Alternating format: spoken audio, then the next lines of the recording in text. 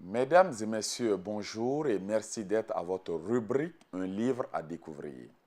Le livre du jour est Littérature orale Mouaga comme source d'inspiration de quelques romans burkinabés. Publication de l'Institut des études africaines, cet ouvrage publié en 2010 a pour auteur Alain-Joseph Sissao. Découvrons-le maintenant. Alain-Joseph Sissao est maître de recherche en littérature africaine, oralité, écriture à l'Institut des sciences des sociétés du Centre national de la recherche scientifique et technologique. Titulaire d'un doctorat en sciences humaines et littérature de l'Université Paris 12, cet expert de la littérature et de linguistique africaine a participé à maintes conférences, colloques et séminaires en Afrique, Europe et États-Unis.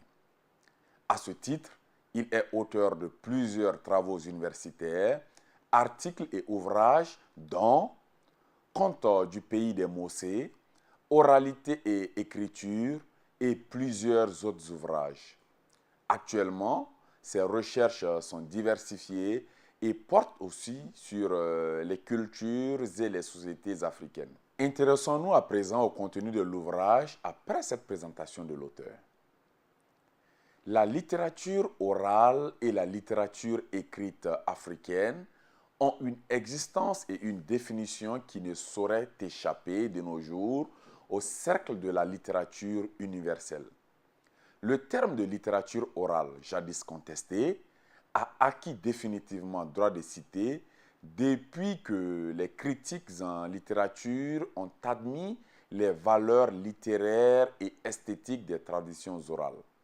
Dès lors, la littérature orale africaine a été investie comme un champ d'études très fertile pour l'élucidation et la compréhension de la culture africaine.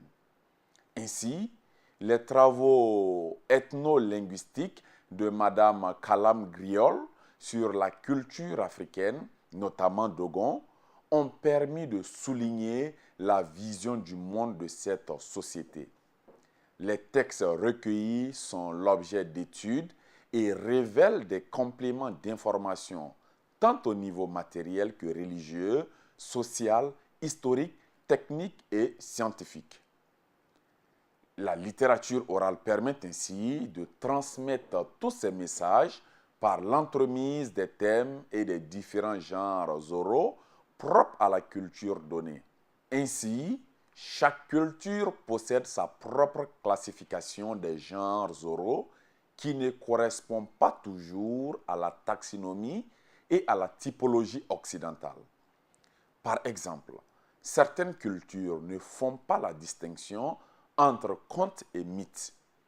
En Afrique traditionnelle, où le verbe avait valeur d'acte, il faut souligner que la parole représentait une arme redoutable que l'on devait utiliser avec art et respect.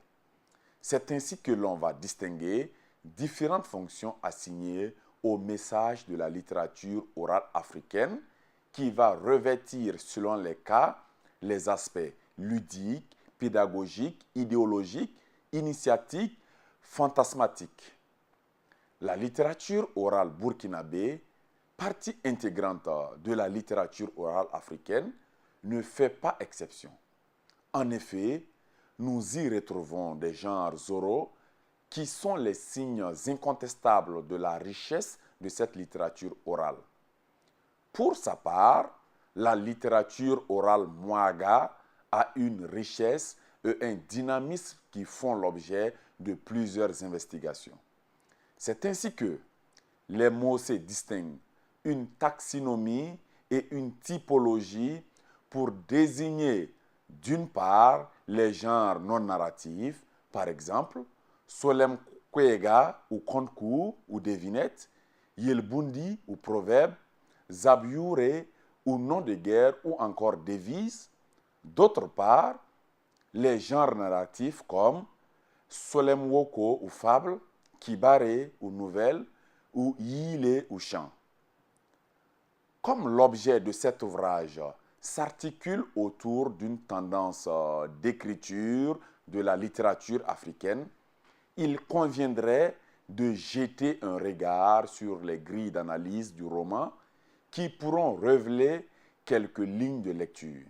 Mesdames et messieurs fidèles du livre, c'est ici que ce numéro sur littérature orale Mouaga comme source d'inspiration de quelques romans burkinabés trouve son terme. Cet ouvrage se penche sur la littérature orale des Mossé afin d'éclaircir ses survivances dans les romans burkinabés. C'est un travail qui se veut une contribution à l'éclairage du dialogue des cultures au sein de la francophonie. Merci de nous avoir suivis. Très bonne journée à vous.